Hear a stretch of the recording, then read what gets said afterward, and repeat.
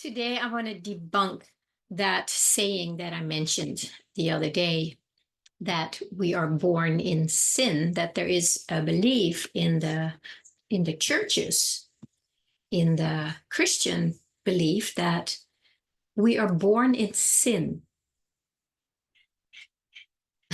How is that possible?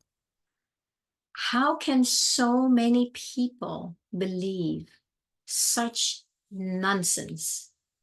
And nonsense it is. I mentioned also, and I know most of you have heard this before, that sin is basically missing the mark. What is the mark? I am your true divine self, your I am presence, the one you experience when you let go of the layer around it, the false light, the false identity. When you disengage from that, then you realize that you are actually the true light, the true divine expression.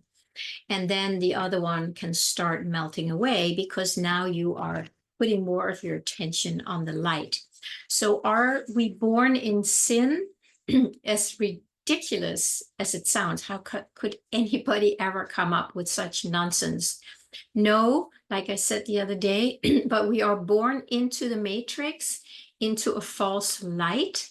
We are born into a separate sense of self, a separate sense from God. That is missing the mark in the biggest way we can. So when we're born into this family, born into this planet, and into this dimension, this 3D dimension, which is covered in a false light. It's like we're born into a simulation, something that is not real. It's a simulation of something that is real. So that the planet and the earth that we see and experience here through our five senses is not real. It is only experienced in our mind. So we are basically born into a state of a mental state of mind where everything is dualistic, where everything is limited. It's up and down, right and wrong, left and right, good and bad. We are born into a state of good and evil, right? We ate, took a bite from the apple from the tree of knowledge of good and evil. And bang, here we are. And we are living in sin. If we understand the word sin for what it really is, it's like, yeah, you were born into a lie. You were born into a lie. And then because we're born into it, we don't have the skills or the means to see through it, because mom and dad were born into a lie, and the doctors and the nurses and the neighbors and the siblings, everybody born into a lie. And we're all living this lie, and we're getting all caught up with it, and we're believing it and identified with it, and it is miserable for most people. There are good times too, because it is good and bad. It goes up and down. It's not all bad. But for some people, it feels like it's all bad. They may miss that upward curves and to kind of balance it out. The fact that we're born into a false matrix, something that is not real and not true, that has confused us. And it's been confusing us to believe that now we need to do something to be good, because sinning is bad, right? So now we need to do all these things. We need to be helping others. We need to be good to others. We need to be there for others. Nothing wrong with that when it comes from here, because then it feels really true and right. But when we do these things because our church says we need to do it, or because we are trying to overcome our sin of even being born here, we're buying into the matrix and we are living it out. We do therapy. We try and be good. We try and do more for others, and we keep denying ourselves and suppressing ourselves and making ourselves wrong. And I'm not loving enough, and I should do more. And on it goes.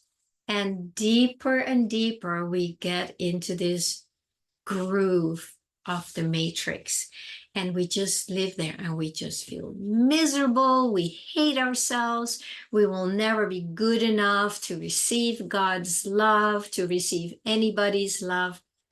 Can you relate to even part of this? I know some people, they can relate to all of that because their religion, especially the church religion, is very, very limiting and manipulative. It's actually, I may get in trouble for saying this, but that's okay.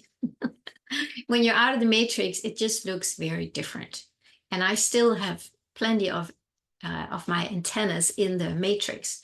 But as I keep telling you, I just do my best to pull it out. But from here, it's everything is has a very different view. So there's nothing wrong with you.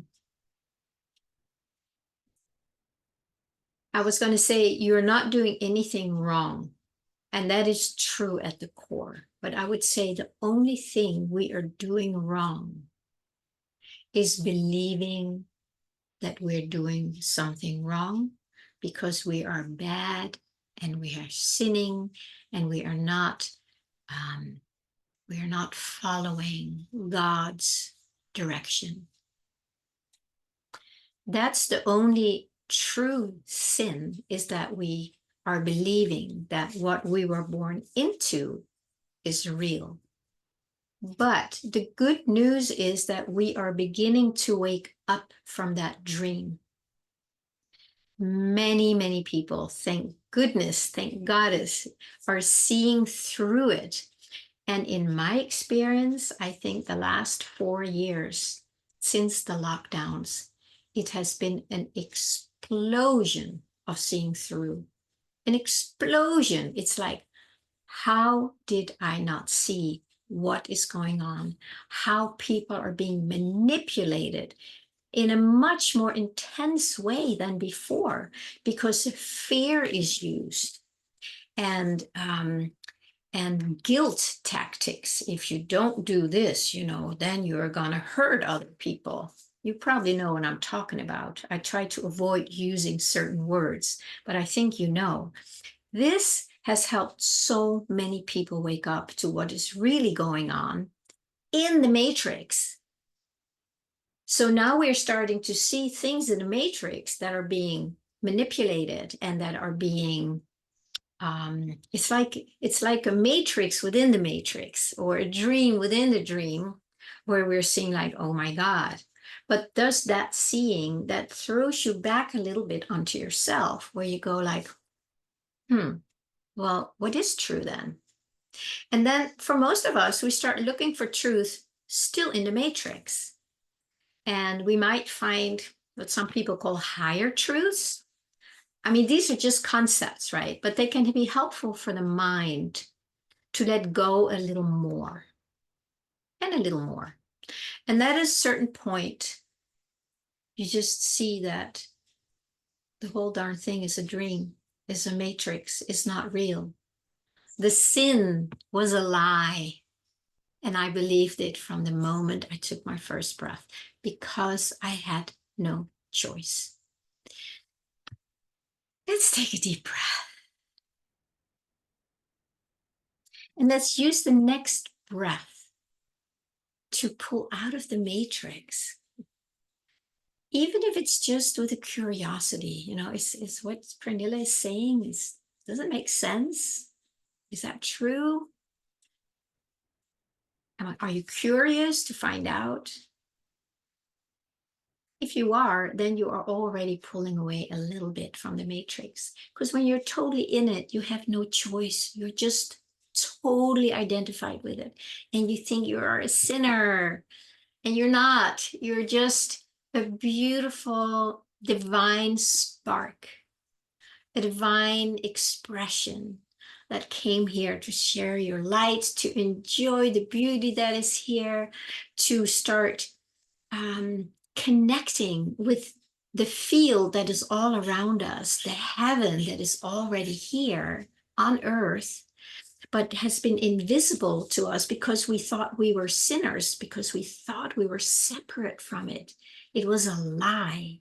Now we have the opportunity and the invitation for all of us to choose something else. What would you like to choose that is different than your life is now? What lives in here in your heart's longing? How would you like to experience your life and the world differently now? Let's take a breath into that longing. This is where there is no sin. This is where there is no lie. Your heart does not lie. Your divine expression does not lie. What you long for in here, that makes you go, yes. It's like, oh yes. It's a deep felt, sweet feeling. That is not a lie. This is what we can trust. This is what guides us into a whole new way of being than we're used to. It's going to be very, very different, but it's already here and it's already available much more than it used to be. And it's already pressing here on your heart, saying, yes, let me out. Don't hold me back anymore. Let me out by just saying yes to me. Let me out just by opening up that doubt, that resistance to me. Give it some space. That's what we're all longing for, because it is here for us now. It is truth. It is available. And it's just up to us to open up to it. Now,